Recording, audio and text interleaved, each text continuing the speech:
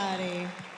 You guys have had a full day, and I appreciate you sticking around with us. This has been a lot of fun, of course. I love the NRA Annual Meetings so much, and I want to thank you guys so much for coming out here, for being plugged in, for being active.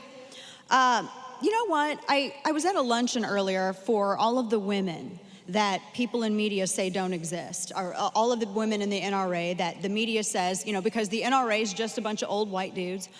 I was there in a room with my mother, my mother-in-law, a dear friend of mine, a bunch of women, all different ages, fellowshipping, raising money, and we raised, I don't even know what the total amount was, but thousands and thousands and thousands of dollars for the NRA's School Shield program. This is the solution, yeah. This is the real common sense solution when it comes to securing our schools. And I would love to see Moms Demand match that. I would love to see Moms Demand match with their money, not with Michael Bloomberg's, what all the women in those rooms put together, what they all did together. It was amazing, and it was a fantastic event. I know Chris Cox, who has done such amazing work, he mentioned the Broward sheriff. And a lot of people ask me, why did you go down to Florida? Why did you go down there? Why did you walk down there? Why did you sit on that stage? Why did you endure all of that? Because I will always go whenever freedom needs a voice. I will always go.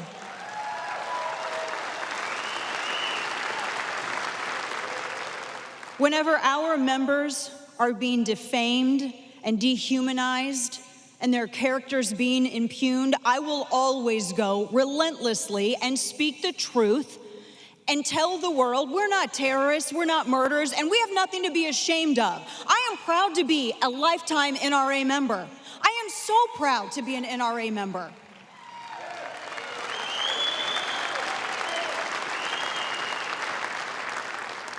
Just last week, the deputies union gave Sheriff Scott Israel a vote of no confidence by over 85%.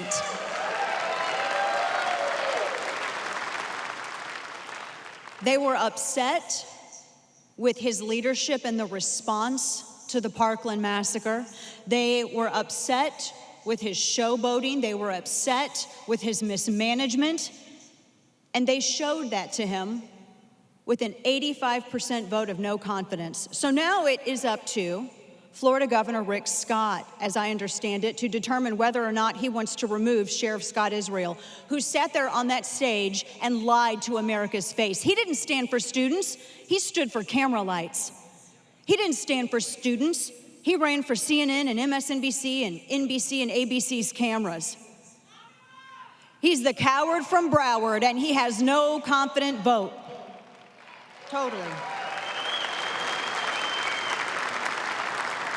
You know, I was real nice to him. I went up, backstage, his deputies came up to me, and I could tell immediately, right from the start, that there was tension between the sheriff and his deputies. They made it real clear what side they were on. They made it very clear that there were things going on in their department, and I could immediately see it.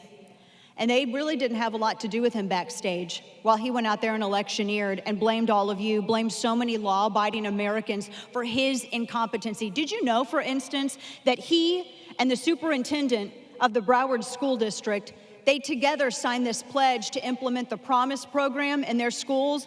Robert Runcie, who's the superintendent of that district, is very proud of the fact that he reduced criminal offenses, criminal arrests by 63%. And you want to know how he did it? He stopped reporting them. That's exactly what happened. It's like saying, well, we prevented crime because we stopped arresting people. That's exactly what they did in Florida. And you need, one of the things that I really want you to leave here with when you go back to your homes is to find out if your school district has similar programs, because these programs are the kind that actually contributed to the massacre in Parkland, because they coddle these students. And Runcie's proud of it. He liked those federal dollars. And Sheriff Scott Israel signed this pledge, and he was so proud of it, and now he's nowhere to be found.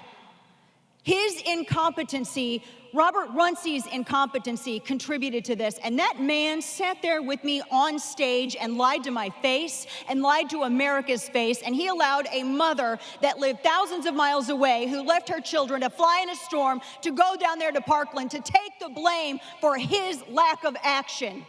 No, we are owed an apology. I am owed an apology, and I will get that apology.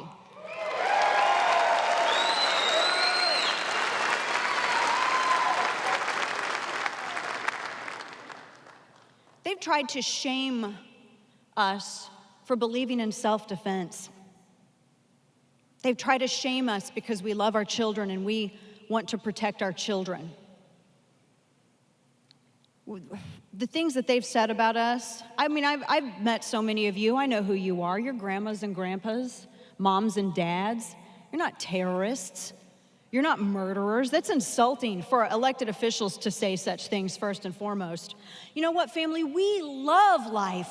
We love life.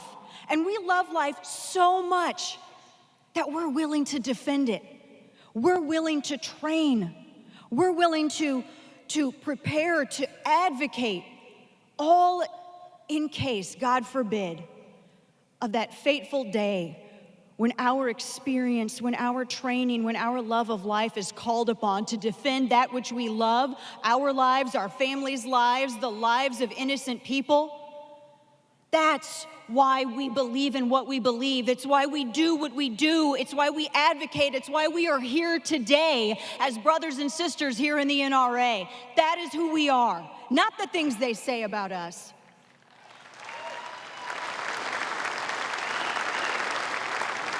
You know what? We do all of this willingly, on our own time and our own dime, because we believe in it that much. You know, I went to a Michael Bloomberg anti-gun rally once, and there was a small group of people who I wouldn't doubt were paid to be there. They had boxed lunches, and they had like fancy throne rooms instead of just like porta-johns, and that's what it takes to get people out to advocate for gun control laws. And I hate the arguments that they present out there. I hate the way they frame this. They try to say that because you love your children and you love life so much that you are willing to defend it and train to do so, that somehow means you love life less, or you love your children less, or you love your country less. They have no argument but the tactic of shame. That's all they have. That's why they will never that's why I can't ever get any of these people to debate me. That's why they never want to talk to Chris or Wayne. They won't talk to any of us because they don't have an argument. Gun control has failed. In every single instance in which it's been implemented, it has failed.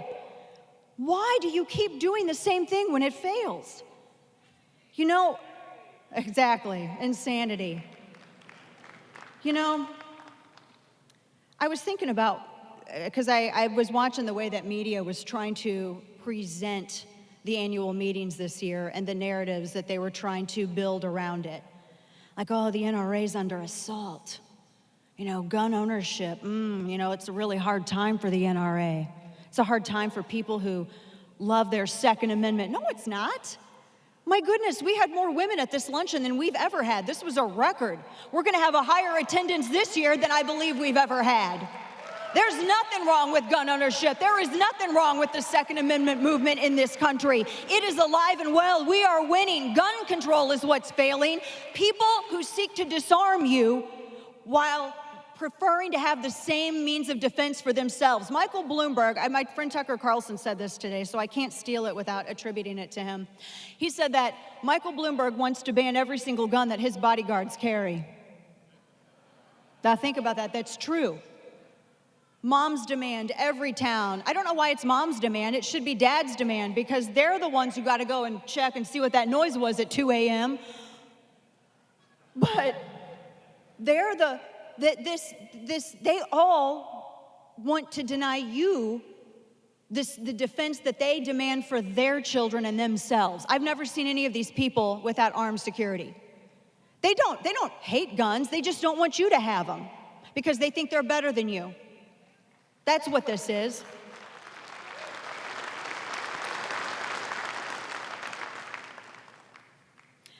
I look at them and I think they're the type of people who are not prepared for liberty. There are some people that just can't handle freedom. There are some people that just simply can't handle liberty.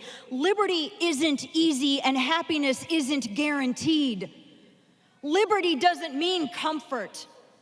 It doesn't mean forever happiness with no hard times and no trials. That's not what liberty is, and these people are too afraid to acknowledge that. I feel badly for them. They don't intimidate me, and I'm not afraid of them, and I don't think that they're gaining any ground. I just feel badly for them. Imagine having to go through life not having the confidence in your own skills, not feeling confident enough in yourself to even so much as defend your own family, having to outsource your security. You want to know what empowerment is? Empowerment is not having to outsource the defense of your family. That's empowerment.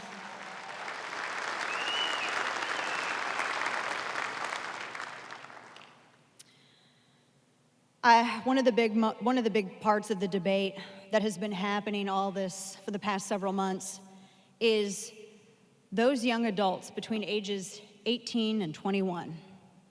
You know, one of my oldest children is in high school, and he's going to be soon moving into this age bracket. And I just hope that people out there realize what we're talking about when we are discussing increasing the age to purchase a firearm. You know, we're talking about stripping people's natural rights from them, right?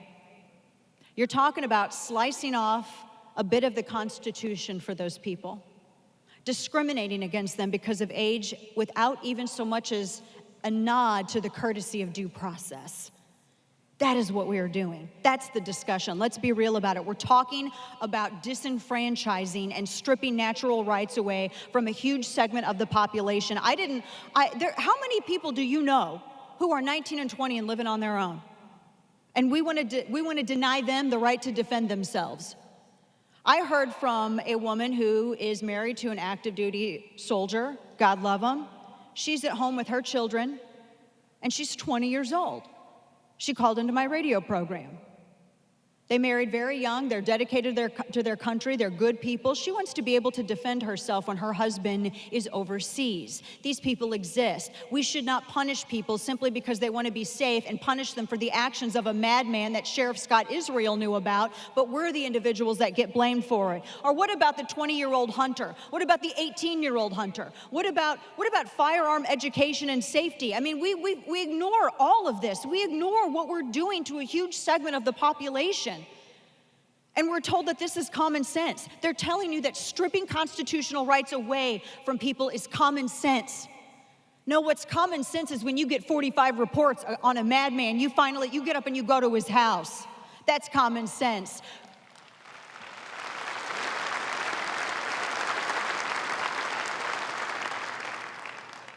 Common sense is when someone sends a digital message threatening to shoot up a school, you go and follow that up. That's common sense. Common sense is when someone assaults another student at school and punches their own adoptive mother so hard in the face that they knock her teeth out, that you maybe do something about that, Sheriff Scott Israel. That is common sense.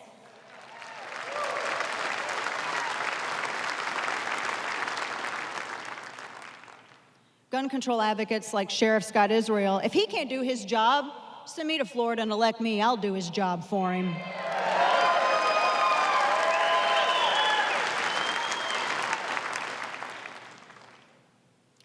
We have all these protesters that are in town. Have y'all seen any of them walking around? They try to get to know all you good fine people? No, it's easier for them to be down the street and try to make up what they think we are. Do you know why we scare them so bad? Why we scare the media? Because we're not monolithic. These are Democrats and Republicans sitting in here. There are atheists and Christians sitting in here.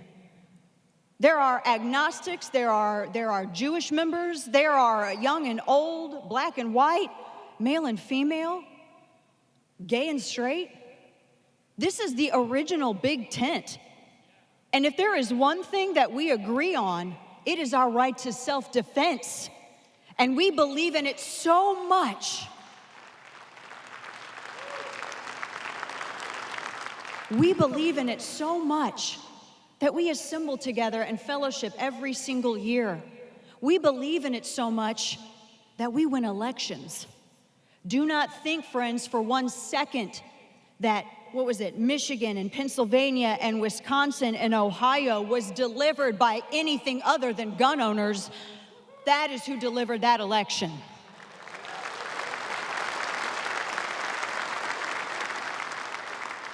And so you terrify legacy press.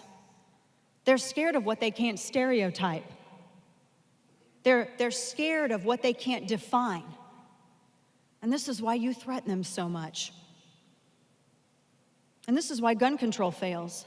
People who want to disarm you, they have no good argument, and they're fighting all of you. You are people who go back to where you live and you plug into your community and you hold the line. You have been holding the line all over the country. And I'm telling you, the fight isn't at the federal level anymore. It's now in your backyard. There is a city in Illinois that has banned semi-automatic firearms. But then there have been 2 counties that have been declared sanctuary cities for the Second Amendment. Fighting in your backyard is where it's at. I'll tell you, if you can't do it in your own backyard, you can't do it in D.C. You got to hold the line where you are. Like I said, you all delivered a number of states, Michigan, Pennsylvania, Wisconsin, Ohio. You delivered a Supreme Court justice that respects the Second Amendment. You have delivered appellate judges whose decisions are going to come down in one way or the other on this issue. It will happen. The time is at hand. You delivered an AG who, by the way, Attorney General Jeff Sessions, he increased prosecutions of those repeat offending prohibited possessors unlike anything we've ever seen these past 8 years, because Eric Holder and Loretta Lynch did nothing. They did nothing. And Jeff Sessions has actually been slapping the very people and going after the very people that gun control advocates have been blaming us for. Like, for instance, the superintendent of Chicago PD had said at one point that Chicago's crime, over 85%, is driven by about 1,400 prohibited possessors. Unbelievable. And those people were being used to blame the innocent individuals. Unbelievable. I'm glad that we have a law and order AG, and he's increased those prosecutions. You all delivered that. You all did that. When you went and voted, that's what happens. Those are the results that you get. It has been a very interesting time when it concerns discussions about Second Amendment, because this is a cultural thing and it's actually a policy discussion. But defending yourself and loving your family, that's a way of life. I mean, that's who we are. We're not paid to be here. We're not paid to want to defend our families and ourselves.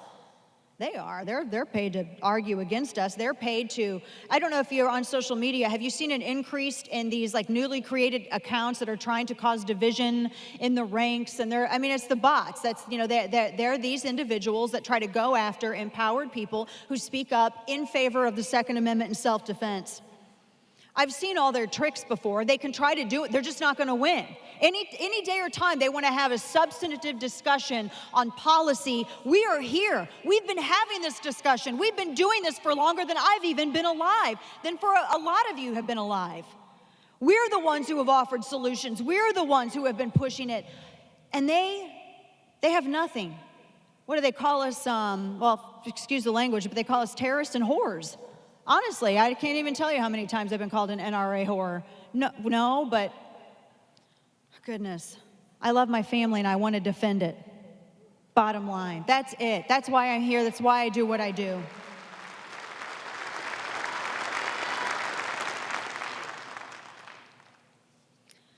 This midterm election is going to be kind of tough. I don't know. It depends on if you want to listen to the media or not. I just think I cannot encourage you all enough to get involved and get engaged. If we lose the House of Representatives, I'm afraid what that's going to do to the next Supreme Court nominee. I'm afraid of what that's going to do the next time that we have any kind of legislation that comes up. I'm afraid of what that's going to mean in our states and in our city councils. There's a storm coming. But you all are the thunder. All of you out there are the thunder. And just as you brought it the last election, I know that you're going to bring it this election. It is an honor. I know you, and you all hear that every election, right? This election is the most important. This election is the most important. Because it is. Because every election is important. We have the greatest gift in having too much liberty to which to attend. And I am so grateful for that, because I would rather have too much of it than none of it, or too little of it. We are so blessed in this country that we can make the impact that we do every single election. It is incumbent on each of you, when you go back home, to not allow your town to be the precedent that is set for the next town to pass a gun ban, and the next town to pass a gun ban, like we've been seeing in Illinois. It is up to you to hold that line. And I will be there with you, fighting with you every step of the way, going to wherever the debate may lead. In every lion's den, anytime, anywhere, name it. I will be there, because you're going to be there in your towns doing the same thing, in your school districts, in your city councils, in your churches. You are the evangelist for the Second Amendment and self-defense. Remember that. You are the front line. Be the thunder. The storm is coming, and this meeting doesn't end today. This meeting will conclude on November 6th, when we stake our flag on that hill of freedom, when we win this election, when we protect our Second Amendment rights, and when we ensure that our Supreme Court is safe. That is when this weekend's meeting ends.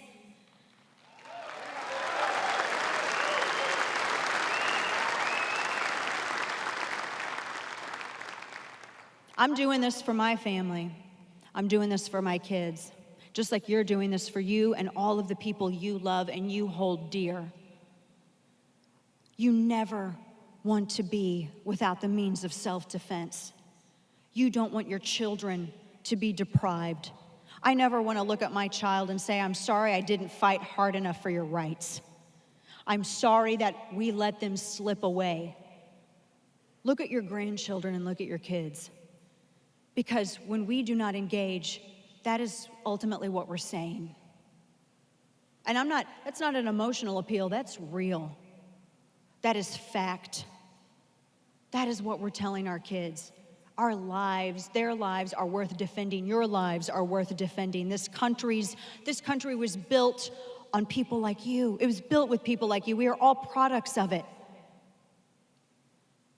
So when you feel attacked, or when you feel as though you can't proudly state that you support the Second Amendment and you believe in the right of self-defense, do not allow people who wish to turn you into a target, a soft target. Do not allow people who wish to render you defenseless determine how you feel about the things in which you believe and determine how your arguments. Do not allow those people to do that mind job on you. I am proud to be a gun owner. I'm proud to own a buttload of guns. I am so proud of it.